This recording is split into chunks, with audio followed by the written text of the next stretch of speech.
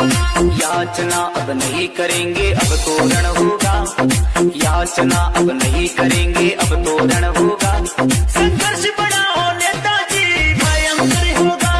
संघर्ष बढ़ाओ नेताजी, भयंकर होगा। कार भरी हनुमान हटीलो जयकारा लागे। कार भरी हनुमान हटीलो जयकारा लागे। 36 कौम नेताजी है आपके सागे। 36 कौम नेताजी है आपके सागे। ऐसो आराम की छोड़ जिंदगी सुख चैन खोया। ऐसो आराम की छोड़ जिंदगी सुख चैन खोया। जवानों के वास्ते बने वाली ये 5 साल से नहीं सोया। गाना आज मेरा था गायोड़ा, सबका मन मोया, सबका मन मोया। ऐसो आराम की छोड़ जिंदगी सुख चैन खोया। ऐसो आराम की छोड़ जिंदगी सुख चैन खोया। जवानों के वास्ते बने वाली ये 5 साल से नहीं सोया। गाना आज मेरा था गायोड़ा, सबका मन मोया, मन मोया।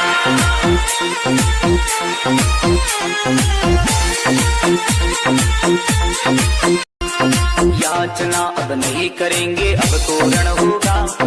याचना अब नहीं करेंगे, अब तोरण होगा। संघर्ष बढ़ाओ नेताजी, भयंकर।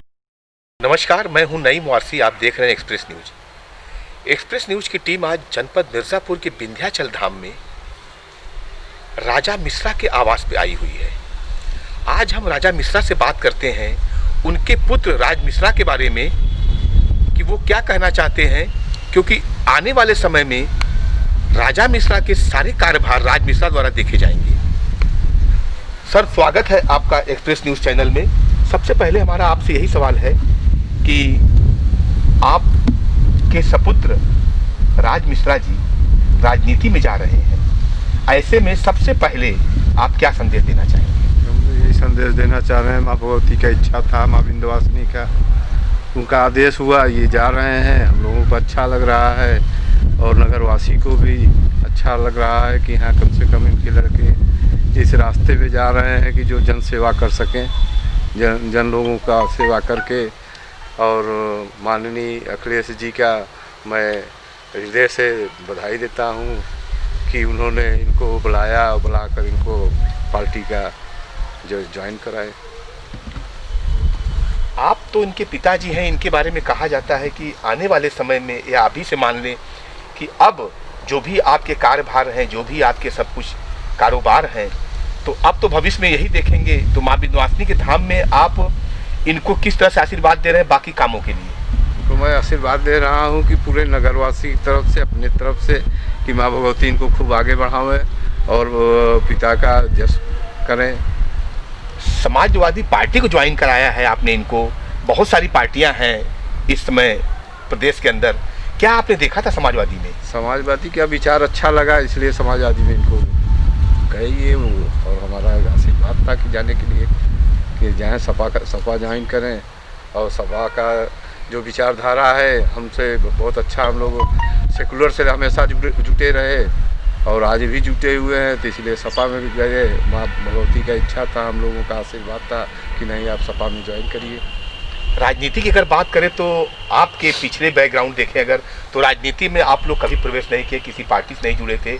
पहले की बात करें अगर, माँ विंध्यवासिनी के धाम में आप जानते ही हैं कि माँ की कृपा आप लोगों पर है और माँ का आप सेवा करते हैं।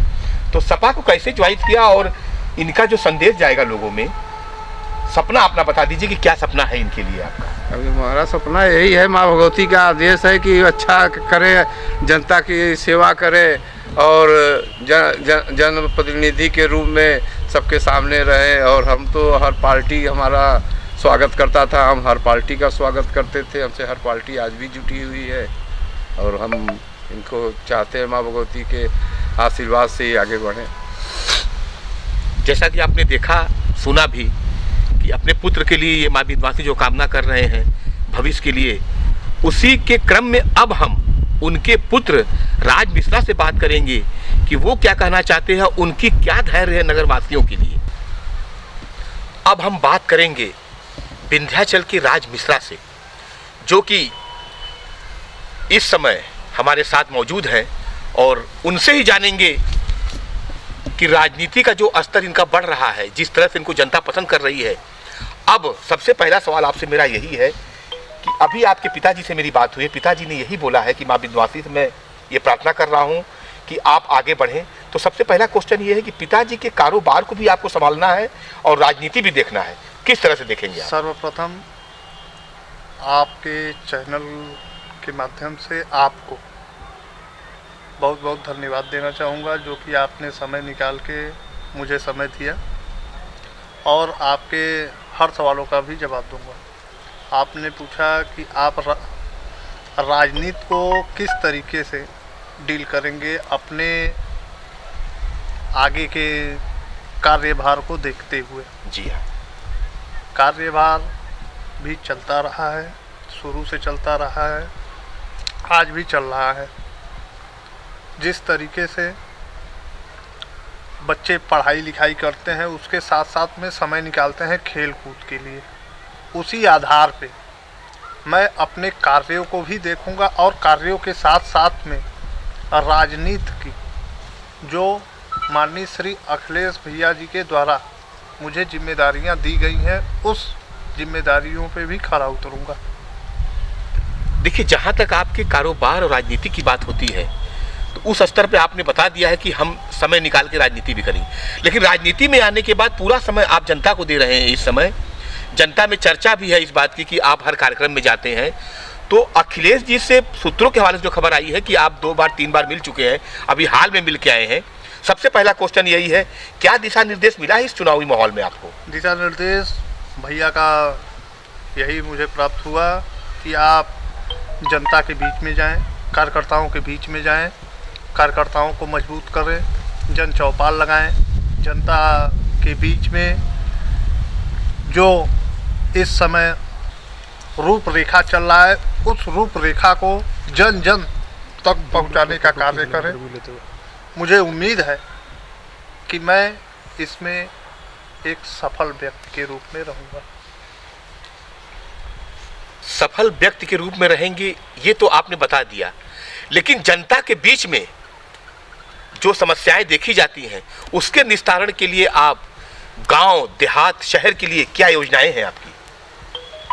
जितनी भी जहाँ जहाँ पर मैं जा रहा हूँ वहाँ की सारी जन समस्याओं को मैं एक नोटबुक बनाया हूँ, उस नोटबुक में सब नोट कर रहा हूँ। जितना हो सक रहा है उसको मैं तत्काल उस कार्य को पूरा कराने का काम कर रहा हूँ और आगे जो कार्य हमारे हाथ में नहीं है, जो सरकार के हाथ में है, उसमें मैं उन नागरिकों से निवेदन कर रहा हूँ कि आप लोग संपूर्ण बहुमत के साथ में 2022 में श्री अखिलेश भैया जी का सरकार बनाइए, समाजवादी पार्टी को संपूर्ण बहुमत के साथ में ले आइए और कोई भी कार्य नहीं रुकेगा।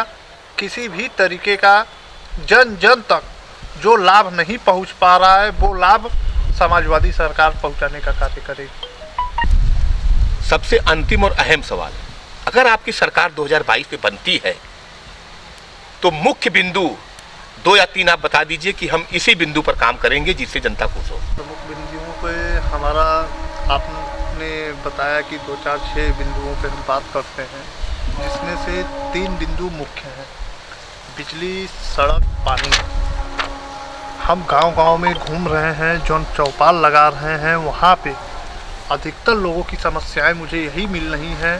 किसी को पानी की, पेयजल की समस्या है, बाकी हम घूम के देख रहे हैं सड़क की तो बदहाल, खस्ता हाल सड़क है, और पानी, बिजली की समस्या से आप लोग भी जनपद के ही हैं, स्वयं अवगत होंगे कि यहाँ पे बिजली और पानी की क्या स्थिति है।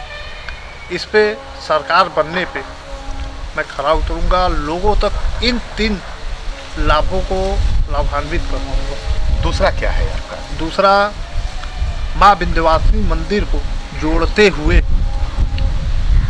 विंध्याचल को एक पर्यटक स्थल के रूप में, जो कि यहाँ पे कई सालों से योजनाएं चली, अगर माननीय श्री अखिलेश यादव जी की सरकार रहती तो उसका लाभ यहाँ के जनपद वासियों को संभवतः अभी तक मिल गया होता, लेकिन उसका लाभ इस सरकार में अभी तक लोगों को नहीं मिल पाई। जैसे यहाँ के पहाड़ों पे इतनी ज़मीनें खाली हैं, यहाँ पे चिड़ियाघर बना के एक अच्छा संदेश देने का कार्य किया जा सकता है। यहाँ पे बहुत सी तालाबें हैं, उस तालाबों को साफ सफाई करके, जो कि ऐतिहासिक तालाब हैं, उस तालाबों को सफाई करके और एक बृहद रूप दे के बहुत सुंदर बनाया जा सकता है। जनपद में जन जन तक जो भी लाभ होगा समाजवादी सरकार की तरफ से, जो जो योजनाएं होंगी उसका लाभ हर नागरिकों तक, घर घर तक पहुंचाने का कार्य करूंगा। ये हमारा आपसे चाहे वादा रहा, चाहे विश्वास आप रखिए, लेकिन इस पे मैं ज़रूर खरा उतरूंगा।